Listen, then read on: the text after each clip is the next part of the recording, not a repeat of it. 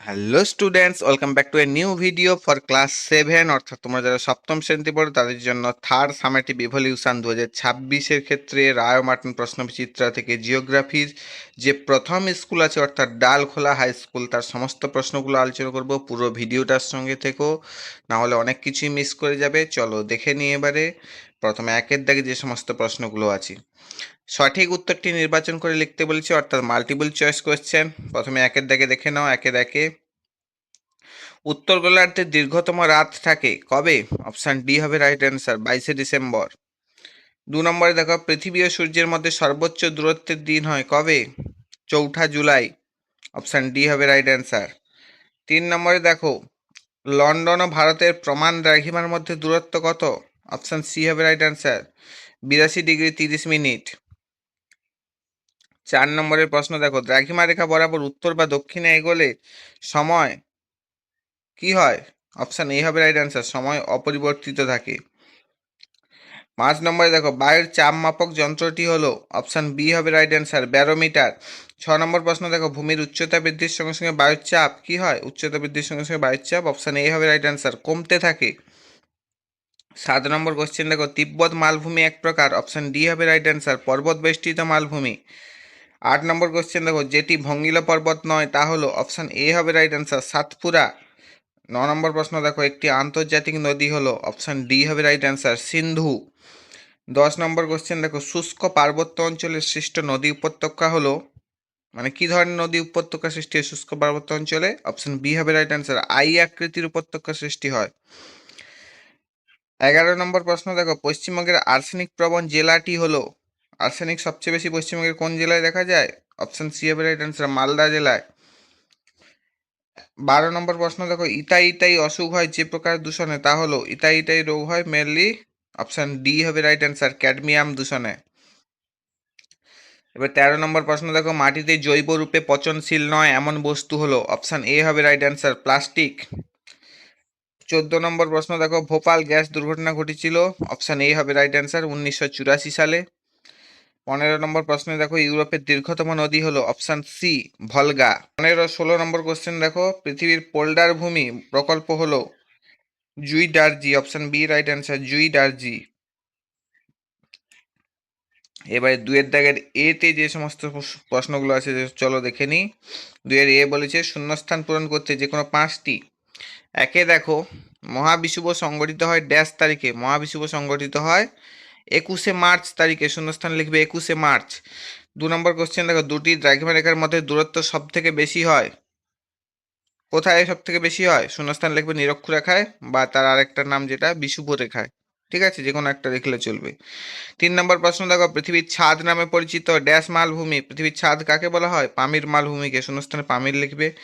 4 নম্বর প্রশ্ন দেখো, ভারতের একটি অন্তর্বাহিনী নদী হলো ড্যাশ? ভারতের একটি অন্তর্বাহিনী নদী কি? জেনে থাকবে নিশ্চয়ই এটা। ভারতের একটি অন্তর্বাহিনী নদী হলো লুনি, শূন্যস্থানে লুনি লিখবে। 5 নম্বর কোশ্চেন দেখো, ইউরোপের বৃহত্তম নদীটি হলো? ইউরোপের বৃহত্তম নদী একটু আগেই পড়েছ, ভলগা, শূন্যস্থানে ভলগা লিখবে। দীর্ঘতম আর বৃহত্তম ইউরোপের কিন্তু, ভলগা লিখবে।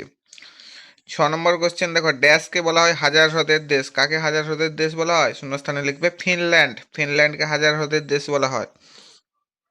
এবার দেখো, 2-এর দাগের বির দাগে যে সমস্ত প্রশ্নগুলো আছে 2-1 কথায় উত্তর দাও। 2-এর বির-1-এ দেখো, টেমস নদীর তীরে অবস্থিত বৃহত্তম পুনর্রপ্তানি বন্দরটির নাম কি? লন্ডন। টেমস নদীর তীরে অবস্থিত বৃহত্তম পুনর্রপ্তানি বন্দরের নাম কি? লন্ডন, মনে রাখবে। 2 নম্বরে দেখো, কাকে নিশীথ সূর্যের দেশ বলা হয়? এটা সবাই জানো নিশ্চয়ই, নরওয়ের হ্যামারফেস্ট শহরকে বা হ্যামারফাস্টও বলে শহরকে হচ্ছে নিশীথ সূর্যের দেশ বলা হয়। সামগ্রিকভাবে যদি জিজ্ঞেস করে নরওয়েই লিখবে, ঠিক আছে। 3 নম্বরে দেখো, সূর্যের আপাত বার্ষিক গতি কি নামে পরিচিত? সূর্যের আপাত বার্ষিক গতিকে রবি মার্ক বলা হয়, ঠিক আছে, মনে রাখবে। 4 নম্বরে দেখো, একটি আগ্নেয় পর্বতের উদাহরণ দাও। একটি আগ্নেয় পর্বতের উদাহরণ হচ্ছে ইতালির ভিসুভিয়াস, আর ভারতের ক্ষেত্রে যদি হয় ব্যারেন হবে, ঠিক আছে। পৃথিবীর ক্ষেত্রে বা হলে ইতালির ভিসুভিয়াস, আর ভারতের ক্ষেত্রে যদি বলা হয় ভারতের ব্যারেন, ঠিক আছে। 5 নম্বর প্রশ্ন দেখো, একটি অন্তর্বাহিনী নদীর নাম লেখো। ভারতের লুনি নদী আছে, আর রাশিয়ার যদি হয় ভলগা নদী, ঠিক আছে। ভারতের ক্ষেত্রে হলে লুনি নদী, আর রাশিয়ার ক্ষেত্রে হলে ভলগা নদী হচ্ছে একটি অন্তর্বাহিনী নদী। নম্বর প্রশ্ন দেখো, ইউরোপের ব্যস্ততম জলপথ কোন নদী? ইউরোপের ব্যস্ততম জলপথ হচ্ছে রাইন নদী, মনে রাখবে। এবার দেখো 2-এর সিতে যে সমস্ত প্রশ্নগুলো আছে, বাম স্তম্ভের সঙ্গে ডান স্তম্ভ মিলিয়ে লিখতে বলেছে। দেখো বাম স্তম্ভে পারদ দূষণ আছে 1 নম্বরে, তার সঙ্গে ডান স্তম্ভের সিটটা মিলছে, মিনামাটা হয়, পারদ দূষণের ফলে মিনামাটা হয়, মিনামাটা রোগ হয়। এবারে দেখো 2 নম্বরে বাম স্তম্ভে দেখো গ্রস্ত উপত্যকা, তার সঙ্গে ডান স্তম্ভের ডিটটা মিলছে, নর্মদা নদী উপত্যকা, একটা গ্রস্ত উপত্যকার উদাহরণ। ঠিক আছে। এবার দেখো বাম স্তম্ভে 3 নম্বরে আছে অ্যাসিড বৃষ্টি, অ্যাসিড বৃষ্টির সঙ্গে ডান স্তম্ভের এটা মিলছে তাজমহল, কারণ তাজমহল হচ্ছে অ্যাসিড বৃষ্টির ক্ষতিকর প্রভাব দেখা গেছে মার্বেলের উপর, যা মার্বেল ক্যান্সার নামেও পরিচিত। এবারে হচ্ছে 4 নম্বরে দেখো বাম স্তম্ভে হিরে কাটার শিল্প, হিরে কাটার শিল্প কোথায় দেখা যায়? অপশন বি মিলছে ডান স্তম্ভের আমস্টারডামে, আমস্টারডামে হচ্ছে হিরে কাটার ও পালিশ শিল্পের জন্য বিখ্যাত। ঠিক আছে। এবারে চলো 3-এর দাগে যে সমস্ত প্রশ্নগুলো আছে দেখে নিই। অনধিক 30টি শব্দে নিচের যে কোনো 4টি প্রশ্নের উত্তর দিতে বলেছে। 1 নম্বরে দেখো অপসূর কাকে বলে? চৌঠা জুলাই সূর্য থেকে পৃথিবীর দূরত্ব সবচেয়ে বেশি হয়, প্রায় 15,20,00,000 কিলোমিটার।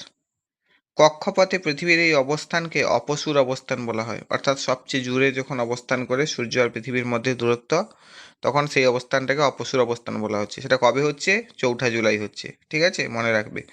এবার 2 নম্বরে দেখো সমচাপ রেখা কাকে বলছে? নির্দিষ্ট সময়ে সমপরিমাণ বায়ুচাপযুক্ত স্থানগুলিকে মানচিত্রে যে কাল্পনিক রেখা দ্বারা যুক্ত করা হয় তাকে সমচাপ রেখা বা আইসোবার বলা হচ্ছে। নির্দিষ্ট সময়ে সমপরিমাণ বায়ুচাপযুক্ত স্থানগুলিকে মানচিত্রে যে কাল্পনিক রেখা দ্বারা যুক্ত করা হয় তাকে সমচাপ রেখা বা আইসোবার বলা হচ্ছে। অর্থাৎ যে স্থানগুলির চাপ একই বায়ুচাপ, সেই স্থানগুলিকে যদি একটা কাল্পনিক রেখা দ্বারা যুক্ত করা হয়, যে রেখাগুলো পাওয়া যাবে সেগুলোকে বলছে সমচাপ রেখা, বা যাকে ইংলিশে বলছে আইসোবার। ক্লিয়ার? এবার 3 নম্বরে দেখো জলবিভাজিকা কাকে বলে? যে উচ্চভূমি যেমন পাহাড় বা পর্বত পাশাপাশি অবস্থিত 2 বা ততোধিক নদী অববাহিকা পৃথক করে রাখে, অর্থাৎ যে উচ্চভূমিকে পাশাপাশি অবস্থিত 2 বা ততোধিক নদী অববাহিকা পৃথক করে রাখে তাকে জলবিভাজিকা বলে। পাশে একটা ছবি দেওয়া আছে দেখো, 2 বা ততোধিক নদী অববাহিকা পাশাপাশি দুটি উচ্চভূমিকে পৃথক করে রেখেছে। উদাহরণস্বরূপ কি? ভারতের বিন্ধ্য পর্বত একটি উল্লেখযোগ্য জলবিভাজিকা। ভারতের বিন্ধ্য পর্বত শৃঙ্গগুলোর মধ্যে এরকম জলবিভাজিকা দেখা যায়। এবার 4 নম্বর প্রশ্ন দেখো ইউট্রোফিকেশন কাকে বলে? জলাশয়ের ডিটারজেন্ট, রাসায়নিক সার ইত্যাদি কারণে ফসফেট ও নাইট্রেটের পরিমাণ বৃদ্ধি পেয়ে শৈবালের অতিরিক্ত বৃদ্ধি ঘটাকে এবং জলের অক্সিজেন কমিয়ে দেওয়াকে ইউট্রোফিকেশন বলা হচ্ছে। অর্থাৎ জলাশয়ে যদি অত্যাধিক পরিমাণ ডিটারজেন্ট বা রাসায়নিক সার যুক্ত জল জলাশয়ে আসে, তাহলে এর ফলে কি হচ্ছে? ফসফেট আর নাইট্রেট বৃদ্ধি পাচ্ছে, যার ফলে কি ফসফেট আর নাইট্রোজেনের ফলে জলে প্রচুর পরিমাণে সবুজ শ্যাওলা তৈরি হচ্ছে। এর ফলে কি হচ্ছে? জলে অক্সিজেনের পরিমাণ কমে যাচ্ছে। এই ঘটনাকে ইউট্রোফিকেশন বলা হচ্ছে। ঠিক আছে, ভালো করে একবার পড়ে নেবে। এবার 5 নম্বরে দেখো ট্রাক ফার্মিং কাকে বলে? শহরের নিত্যদিনের চাহিদা মেটানোর জন্য দূরবর্তী অঞ্চল থেকে ট্রাকে করে শাকসবজি ফলমূল প্রতিদিন বাজারে পাঠানোর কৃষি পদ্ধতিকে ট্রাক ফার্মিং বলা হচ্ছে। ঠিক আছে। অর্থাৎ শহরে তো শাকসবজি বা অন্যান্য যেসব উৎপাদিত কৃষিজ পণ্য বেশি উৎপাদন হয় না, সেগুলো গ্রাম অঞ্চলে বেশি উৎপাদিত হয়। সেই দূরবর্তী শহরে যে ওই যে নিত্যদিনের যে মানুষের চাহিদা শাকসবজির, সেইটা মেটানোর জন্য ট্রাকে করে যখন ওই দূরবর্তী স্থান থেকে শাকসবজি আনা হচ্ছে শহরের মার্কেটে, তখন সেই পদ্ধতিকে বলা হচ্ছে, বা ওই কৃষি পদ্ধতিকে বলা হচ্ছে ট্রাক ফার্মিং। ঠিক আছে। এবার 4-এর দাগে যে সমস্ত প্রশ্নগুলো আছে দেখে নিই চলো। অনধিক 50টি শব্দের নিচে যে কোনো 4টি প্রশ্নের উত্তর দিতে বলেছে। প্রথমেই দেখো 4-এর দাগের 1-এ জিপিএস এর গুরুত্ব সম্পর্কে লিখতে বলেছে। জিপিএস এর পুরো নাম ফার্স্টে মনে রাখবে, গ্লোবাল পজিশনিং সিস্টেম। এর প্রধান গুরুত্বগুলি এবারে দেখে নাও। 1 নম্বরে দেখো বুলেট করে দেওয়া আছে, পৃথিবীর যে কোনো স্থানের সঠিক অক্ষাংশ, দ্রাঘিমাংশ ও উচ্চতা নির্ণয় করা যায় নির্ভুলভাবে একদম। 2 নম্বরে দেখো জলপথ, স্থলপথ ও আকাশপথে নিখুঁতভাবে দিক নির্ণয় ও যান চলাচলে সাহায্য করে। এর সাহায্যে কি হয়? জাহাজ, বিমান এটসেট্রা তার দিককে সঠিকভাবে নির্ণয় করে যান চলাচল করতে পারে, এমনকি স্থলপথেও হয়ে থাকে। 3 নম্বরে দেখো দুর্যোগ ও উদ্ধার কার্যে দুর্গম এলাকার সঠিক অবস্থান জানতে এটি অত্যন্ত কার্যকরী। কোথাও ধরো ভূমিধস হয়েছে, কোথাও ভূমিকম্প হয়েছে, কোথাও কোনো সুনামি হয়েছে অ্যাটসেট্রা, বৃহত্তম যে প্রাকৃতিক দুর্যোগগুলো সেখানকার সঠিক অবস্থান জানতে এটি অত্যন্ত কার্যকরীভাবে কাজ করে। ঠিক আছে, এগুলো জিপিএসের গুরুত্ব। এইবারে 2 নম্বর প্রশ্নে দেখো, 4-এর দাগে, বায়ুর উচ্চচাপ ও নিম্নচাপের মধ্যে পার্থক্য লিখতে বলেছে। একটা হাই প্রেসার বেল্ট, একটা লো প্রেসার বেল্ট, বা হাই প্রেসার আর লো প্রেসারের মধ্যে পার্থক্যের ভিত্তি কি? বায়ুর তাপমাত্রা 1 নম্বরে। উচ্চচাপ কি হয়? শীতল বায়ু ভারী হয়ে নিচে নেমে আসে বলে উচ্চচাপ সৃষ্টি হয়।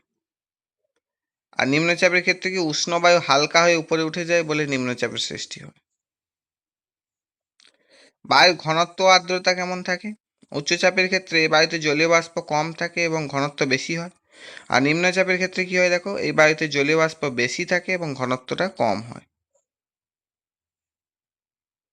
আবহাওয়ার প্রকৃতি কেমন থাকে?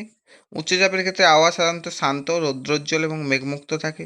আর নিম্নচাপ যদি হয়, লো প্রেসার সৃষ্টি হলে আবহাওয়া অশান্ত থাকে এবং মেঘ, ঝড় বৃষ্টির সম্ভাবনা তৈরি হয়।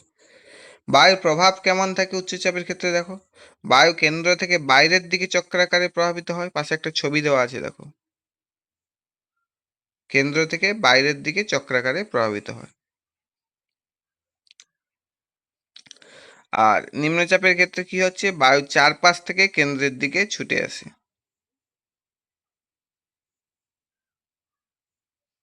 ঠিক আছে, এবারে দেখো প্রবাহের দিক দেখো, উত্তর গোলার্ধে ঘড়ির কাঁটার দিকে এবং দক্ষিণ গোলার্ধে বিপরীত দিকে ঘোরে। আর নিম্নচাপের ক্ষেত্রে উত্তর গোলার্ধে ঘড়ির কাঁটার বিপরীতে এবং দক্ষিণ গোলার্ধে ঘড়ির কাঁটার দিকে ঘোরে। ঠিক আছে, এইখানে ছবিটাতে একটু ভুল আছে হয়তো। হাই প্রেসার বেল্টের ক্ষেত্রে কি হচ্ছে, বায়ুটা কি হচ্ছে, কেন্দ্র থেকে বাইরের দিকে চক্রাকারে প্রভাবিত হতে থাকে। মানে এইটা যদি হাই প্রেসার বেল্ট হয়, এখান থেকে চক্রাকারে এরকমভাবে প্রভাবিত হতে থাকে বায়ু, এইরকমভাবে। ঠিক আছে, এরকমভাবে চক্রাকারে প্রভাবিত হতে থাকে, এইরকমভাবে প্রভাবিত হতে থাকে, এরকমভাবে প্রভাবিত হতে। আর লো প্রেসার বেল্টের ক্ষেত্রে কি হয়, লো প্রেসারের ক্ষেত্রে তখন বায়ুটা এইরকমভাবে আসে, এইরকমভাবে আসে, এইরকমভাবে আসে। ঠিক আছে, এইরকমভাবে আসে। এইটা একটা মিস্টেক আছে, একটু দেখে নেবে। এবারে চলো নেক্সট পেজে 3 নম্বর কোশ্চেন, নিত্যবাহ ও অনিত্যবাহ নদীর তুলনা করতে বলেছে। তুলনার ভিত্তি দেখে নিই চলো। জলের স্থায়িত্ব, নিত্যবাহ নদীর ক্ষেত্রে দেখো এই নদীগুলোতে সারা বছর জল প্রবাহ থাকে। অনিত্যবাহ নদীর ক্ষেত্রে কি, নদীগুলিতে সারা বছর জল থাকে না, কেবল বর্ষাকালে জল থাকে। 2 নম্বরে দেখো উৎসর ক্ষেত্রে এই নদীগুলি সাধারণত উচ্চ পর্বতের বরফ গলা জল থেকে উৎপন্ন হয়।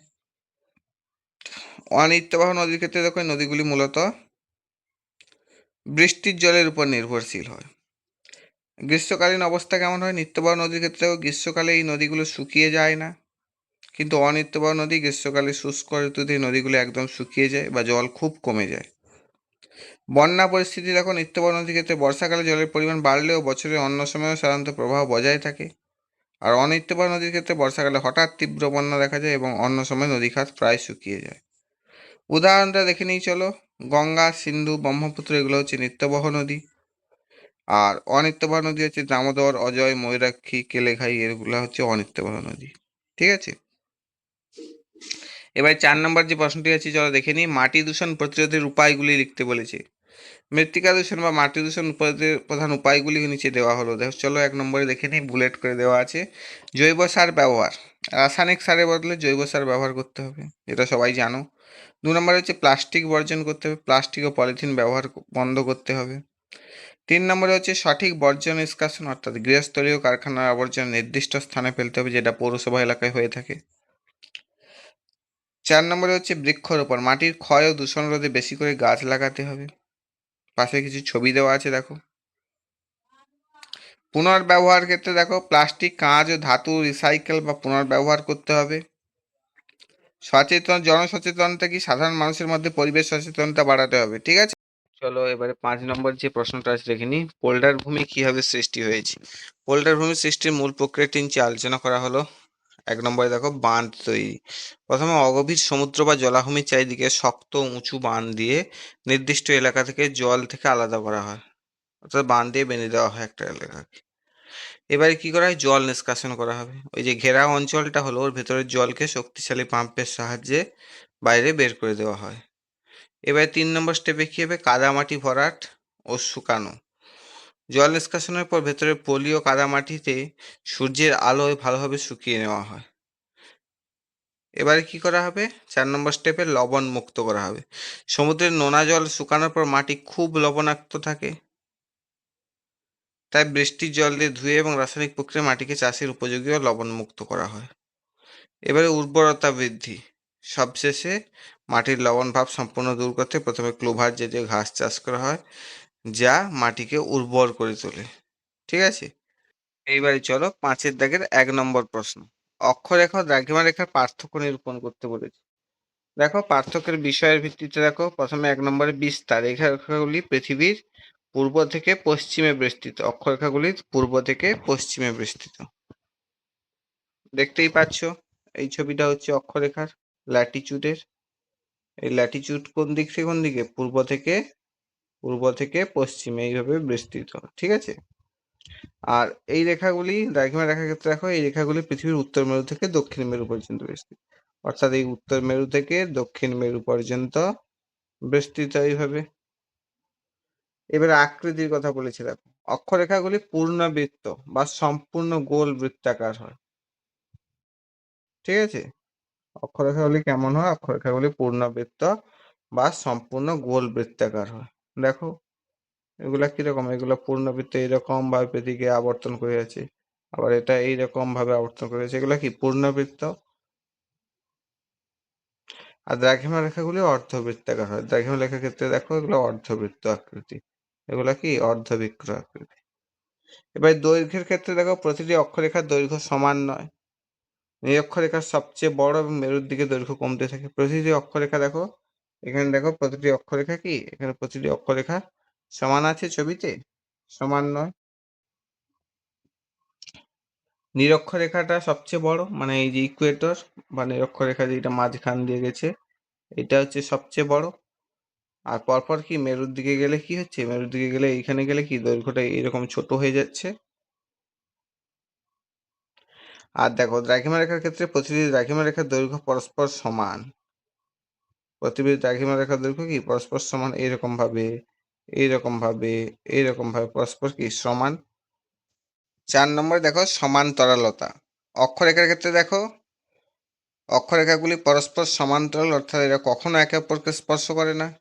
এই যে অক্ষরেখাগুলো আছে, এগুলা কি, এগুলো হচ্ছে পরস্পর সমান্তরাল, পরস্পর সমান্তরাল, কখনো একে অপরকে স্পর্শ করে না।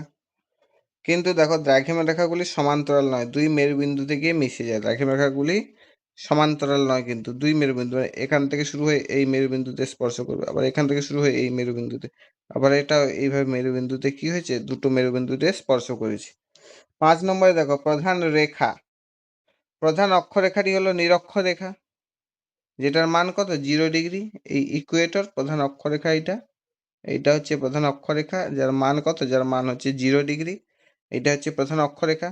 আর প্রধান দ্রাঘিমা রেখাটি হলো মূল মধ্যরেখা, যার মানও 0 ডিগ্রি, যেটা কিন্তু উত্তর থেকে দক্ষিণে বিস্তৃত, এটার মান 0 ডিগ্রি। ঠিক আছে, এবার সর্বোচ্চ মান কত, অক্ষরেখার সর্বোচ্চ মান 90 ডিগ্রি উত্তর বা দক্ষিণ। অক্ষরেখাগুলো, এইগুলো অক্ষরেখা, এর সর্বোচ্চ মান কত 90 ডিগ্রি উত্তর, বা এখানে আছে 90 ডিগ্রি দক্ষিণ। আর দ্রাঘিমা রেখার ক্ষেত্রে দেখো সর্বোচ্চ মান 180 ডিগ্রি, অর্থাৎ এদিকটা যদি 0 ডিগ্রি হয়, এর বিপরীত দিকে যে কত আছে, বিপরীত দিকে আছে 180 ডিগ্রি। ঠিক আছে, এবারে দেখো সময় নির্ণয়। এর সাহায্যে কোনো স্থানের জলবায়ু বা অবস্থান জানা যায়, কিন্তু সময় নয়, মানে অক্ষরেখার সাহায্যে কোনো স্থানের, এই অক্ষরেখা যে এর সাহায্যে কোনো স্থানের জলবায়ু সম্পর্কে জানা যায় বা অবস্থান জানা যায়, কিন্তু সময় জানা যায় না। সময় কার সাহায্যে জানা যায়, সময় হচ্ছে দ্রাঘিমা রেখার সাহায্যে। দেখো দ্রাঘিমা রেখা কোথায় আছে, এর সাহায্যে কোনো স্থানের স্থানীয় সময় নির্ণয়, দ্রাঘিমা রেখার সাহায্যে কোনো স্থানের স্থানীয় সময় নির্ণয় করা যায়। বুঝতে পেরেছো? এইবারে চলো 2 নম্বর প্রশ্ন। দেখো বায়ুর চাপের তারতম্যের কারণগুলি আলোচনা করতে বলেছি। প্রথমে দেখো বায়ুর উষ্ণতা। বায়ু উত্তপ্ত হলে তা হালকা হয়ে প্রসারিত হয় এবং উপরে উঠে যায়। এর ফলে বায়ুর ঘনত্ব কমে এবং নিম্নচাপের সৃষ্টি হয়। বিপরীতভাবে বায়ু শীতল হলে তা সংকুচিত ভারী হয়ে নিচে নেমে আসে, ফলে উচ্চচাপের সৃষ্টি হয়। এটা হচ্ছে উষ্ণতাই হচ্ছে চাপের তারতম্যের 1 নম্বর কারণ। 2 নম্বর কারণ দেখো, সমুদ্রপৃষ্ঠ থেকে উচ্চতা। ভূপৃষ্ঠের কাছাকাছি বায়ুর ঘনত্ব চাপ সবচেয়ে বেশি থাকে। ভূপৃষ্ঠ থেকে যত উপরে উঠে যায় বায়ুর স্তর তত পাতলা হতে থাকে। প্রতি 900 মিটারের উচ্চতা বৃদ্ধিতে প্রায় 100 মিলিবার বায়ুর চাপ কমে যায়। এই জন্য কি হয়, পাহাড়ি অঞ্চলে যারা ভ্রমণে যায় বা ট্যুরে যায় তাদের কি হয়, শ্বাস প্রশ্বাসের অসুবিধা হয়, শ্বাসকষ্ট দেখা দেয় অনেকের। আর অনেকের আবার বিভিন্ন রকম সমস্যা দেখা দেয়, মাথা ঘোরা, বমি বমি ভাব, যেগুলো হচ্ছে অল্টিটিউড ডিজিজ দেখা যায়, সেগুলো হচ্ছে এই বায়ুচাপের তারতম্যের কারণে। কি জন্য হয়, সমুদ্রপৃষ্ঠ থেকে যত উঁচুতে উঠে যায় বায়ুর চাপ তত কমতে থাকে। এটা হচ্ছে 2 নম্বর কারণ। 3 নম্বর কারণ কি, স্থলভাগ ও জলভাগের বন্টন। জলভাগের তুলনায় স্থলভাগ দ্রুত উত্তপ্ত এবং দ্রুত শীতল হয়, ফলে গ্রীষ্মকালে স্থলভাগের উপর নিম্নচাপ এবং শীতকালে উচ্চচাপের সৃষ্টি হয়। এবারে দেখো 4 নম্বর কারণ, দেখো বায়ুতে জলীয় বাষ্পের উপস্থিতি। জলীয় বাষ্প সাধারণত বায়ুর চেয়ে হালকা, তাই কি হয়েছে, বায়ুতে জলীয় বাষ্পের পরিমাণ বাড়লে বায়ুর ঘনত্ব কমে যায় এবং বায়ু হালকা হয়ে পড়ে। তাই বর্ষাকালে বা আর্দ্র বায়ুতে বায়ুর চাপ কম থাকে এবং শুষ্ক বায়ুতে চাপ বেশি থাকে, অর্থাৎ শীতকালে বায়ুর চাপ বেশি থাকে। এবারে দেখো 5 নম্বর কারণ, পৃথিবীর আবর্তন গতি। পৃথিবীর আবর্তন গতির কারণে সৃষ্ট কেন্দ্র বিমুখী বলের প্রভাবে বায়ু 2 মেরু ও ক্রান্তীয় অঞ্চলের দিকে ছিটকে যায়। এই কারণে নিরক্ষীয় অঞ্চলে বায়ুর চাপ কম থাকে। ঠিক আছে, ভালো করে এটা পড়বে। এবারে দেখো 3 নম্বর প্রশ্ন 5-এর দাগের, রূঢ় শিল্পাঞ্চলের বিকাশ লাভের কারণগুলি লিখতে বলেছে। রূঢ় শিল্পাঞ্চলের বিকাশ লাভের কারণগুলি কি কি? একটা হচ্ছে কয়লার সহজলভ্যতা। এই অঞ্চলে ভূগর্ভে প্রচুর পরিমাণে উন্নত মানের বিটুমিনাস কয়লা পাওয়া যায়। এখানকার প্রধান কয়লা খনিগুলি হলো এসেন, ডটমুন্ড, বখুম প্রভৃতি। 2 নম্বর হচ্ছে আকরিক লোহার আমদানি। এই অঞ্চলে লোহা না থাকলে উন্নত পরিবহন ব্যবস্থার মাধ্যমে সহজেই লোহা আমদানি করা যায়। প্রধানত ফ্রান্সের লোরেন অঞ্চল, সুইডেন এবং উচ্চমানের আকরিক লোহা আমদানি করা হয়ে থাকে। জলের পর্যাপ্ত যোগান। শিল্পাঞ্চলের মধ্য দিয়ে প্রবাহিত রুhr, লিপে ও রাইন নদী থেকে কারখানার জন্য প্রয়োজনীয় জল পাওয়া যায়। উন্নত পরিবহন ব্যবস্থা। রাইন নদী ও বিভিন্ন খালের মাধ্যমে সস্তায় জলপথে পরিবহনের সুবিধা রয়েছে। এছাড়া সমগ্র অঞ্চলটি উন্নত সড়কপথ ও রেলপথ দ্বারা যুক্ত। অন্যান্য কারণ কি, ঘন জনবসতিপূর্ণ অঞ্চল হয়, প্রচুর দক্ষ শ্রমিকের যোগান রয়েছে। ইউরোপের বাজারে উৎপাদিত দ্রব্যের বিশাল চাহিদা, পর্যাপ্ত মূলধনের যোগান এই অঞ্চলের উন্নতিতে সাহায্য করেছে। ঠিক আছে, ভালো করে পড়বে এগুলো আর জায়গাগুলোর নাম, বিশেষ করে কয়লা কোথা থেকে আসে, আকরিক লোহার আমদানি কোথা থেকে হয়, জলের যোগানটা কোন কোন নদী থেকে পাওয়া যায়, এগুলো জাস্ট মনে রাখবে, বাকিটুকু লিখতে পারবে আশা করি। এবারে দেখো 4 নম্বর প্রশ্ন, লন্ডন অববাহিকার অর্থনৈতিক সমৃদ্ধির কারণ ধারণা দিতে বলেছি। লন্ডন অববাহিকার অর্থনৈতিক সমৃদ্ধির কারণগুলি হলো ভৌগোলিক অবস্থান ও অনুকূল জলবায়ু। লন্ডন অববাহিকার অবস্থান সমুদ্রের কাছাকাছি হয় এখানকার জলবায়ু মৃদু ভাবাপন্ন, অর্থাৎ নাতিশীতোষ্ণ ধরনের। সমুদ্রের উষ্ণ উত্তর আটলান্টিক স্রোতের প্রভাবে শীতকালেও এখানকার বন্দরগুলি বরফমুক্ত থাকে, যা সারা বছর ধরে ব্যবসা বাণিজ্য সচল রাখতে সাহায্য করে। এটা একটা কারণ। 2 নম্বর কারণ হচ্ছে উন্নত কৃষি ও পশুপালন। এখানকার মৃদুভাবাপন্ন জলবায়ু এবং উর্বর পলিমাটির কারণে কৃষিকাজ অত্যন্ত উন্নত হয়। বৈজ্ঞানিক পদ্ধতিতে গম, যব, আলু ও বিভিন্ন শাকসবজি চাষ করা হয়। এছাড়াও ঘন জনবসতিপূর্ণ লন্ডন শহরে দৈনন্দিন দুধ ও মাংসের চাহিদা মেটাতে এখানে নিবিড় পদ্ধতিতে পশুপালন বা ডেয়ারি ফার্মিং করা হয়ে থাকে। ঠিক আছে, এবার 3 নম্বরে কি, টেমস নদী ও পরিবহন। টেমস নদীর মাধ্যমে জলপথ পরিবহন খুব সহজ, এছাড়া সড়ক ও রেলপথের উন্নত যোগাযোগ রয়েছে এখানে। এবারে কি হয়েছে, শিল্পের অভূতপূর্ব বিকাশ এখানে ঘটেছে। কিভাবে? কাঁচামালের সহজলভ্যতার কারণে এই অববাহিকায় বিভিন্ন ধরনের মাঝারি ও হালকা শিল্প গড়ে উঠেছে। এর মধ্যে উল্লেখযোগ্য হলো ইঞ্জিনিয়ারিং, মোটর গাড়ি নির্মাণ, জাহাজ নির্মাণ, রাসায়নিক শিল্প, এছাড়াও অন্যান্য শিল্প। এবারে নেক্সট কারণ হচ্ছে আন্তর্জাতিক বাণিজ্য ও আর্থিক কেন্দ্র। লন্ডন শহরটি বিশ্বের অন্যতম বৃহত্তম ব্যাংকিং এবং আর্থিক লেনদেনের কেন্দ্রবিন্দু। এখানকার আন্তর্জাতিক শেয়ার বাজার, বড় বড় বীমা কোম্পানি এবং বহুজাতিক সংস্থাগুলির প্রধান কার্যালয় এই অঞ্চলের অর্থনৈতিক ক্ষমতা ও সমৃদ্ধিকে বহুগুণ বাড়িয়ে দিয়েছে। এবারে লাস্ট কারণ কি, লন্ডন পুনর্রপ্তানি বন্দর, রি-এক্সপোর্ট পোর্ট, এটা এক প্রকার। এর কারণ কি, লন্ডন বন্দরটি বিশ্বের অন্যতম প্রধান পুনর্রপ্তানি বন্দর হিসেবে পরিচিত। এখানে কমনওয়েলথভুক্ত দেশগুলি এবং বিভিন্ন অন্যান্য প্রান্ত থেকে কাঁচা মাল যেমন চা, রাবার, পাট আমদানি করা হয় এবং অববাহিকার বিভিন্ন কারখানায় তা প্রক্রিয়াকরণের পর পুনরায় বিদেশে রপ্তানি করা হয়। অর্থাৎ এটা পুনর্রপ্তানি বন্দর, মানে কাঁচা মাল আনা হয়, আনার পরে এখানে প্রসেসিং করা হলো, দিয়ে দ্রব্য উৎপাদন করে আবার পুনরায় পাঠানো হলো, এই জন্য এটা পুনর্রপ্তানি বন্দর। ঠিক আছে, এবার নেক্সট 5 নম্বর প্রশ্ন, ইউরোপ মহাদেশের যে কোনো 2 প্রকার জলবায়ু ও অরণ্য সম্পর্কে ধারণা দিতে বলেছি। ইউরোপ মহাদেশের যে কোনো 2 প্রকার জলবায়ু, একটা হচ্ছে তুন্দ্রা জলবায়ু ও তার উদ্ভিদ হচ্ছে তুন্দ্রা উদ্ভিদ, সেটা সম্পর্কে জেনে নিই চলো। ইউরোপের একেবারে উত্তরে সুমেরু বৃত্তের কাছাকাছি অঞ্চলে এই জলবায়ু দেখা যায়। বছরের প্রায় 8-9 মাস তাপমাত্রা হিমাঙ্কের নিচে থাকে এবং প্রবল তুষারপাত হয়, গ্রীষ্মকালে অত্যন্ত স্বল্পস্থায়ী। এবার অরণ্য উদ্ভিদ কি ধরনের দেখা যায়, তীব্র ঠান্ডার কারণে এখানে কোনো বড় গাছ জন্মাতে পারে না। গ্রীষ্মকালে বরফ গলে গেলে অল্প দিনের জন্য মস, লাইকেন, শৈবাল এবং কিছু কিছু ছোট গুল্ম জাতীয় উদ্ভিদ জন্মায়। এটা হচ্ছে একটা জলবায়ু, তুন্দ্রা জলবায়ু আর তুন্দ্রা উদ্ভিদ, এই ধরনের উদ্ভিদ দেখা যায়। নেক্সট কি দেখা যায়, ভূমধ্যসাগরের জলবায়ু ও অরণ্য কেমন দেখা যায়, কোথায় দেখা যায় প্রথমেই দেখে নিই চলো। ইউরোপের দক্ষিণ ভূমধ্যসাগরের উপকূলবর্তী দেশগুলিতে যেমন ইতালি, স্পেন, ফ্রান্স, এই দেশগুলিতে কি হয়, এই জলবায়ুটা দেখা যায় ভূমধ্যসাগরীয়।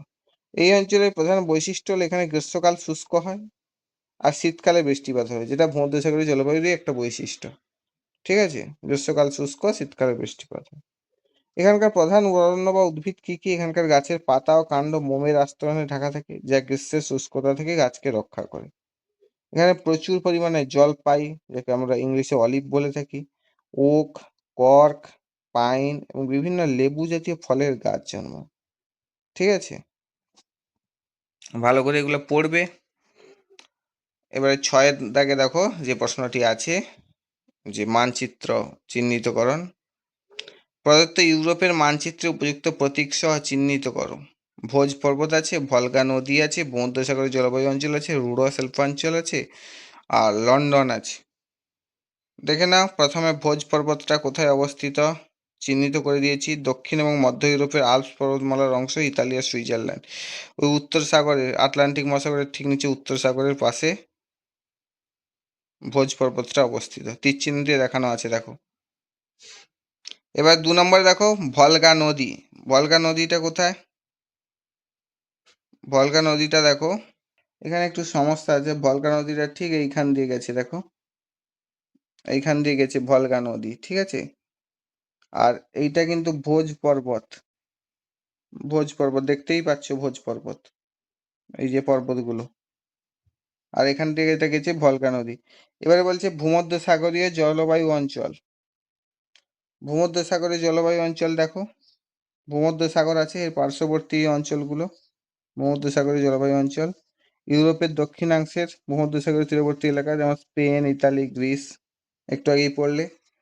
এবারে হচ্ছে রুড়ো শিল্পাঞ্চল।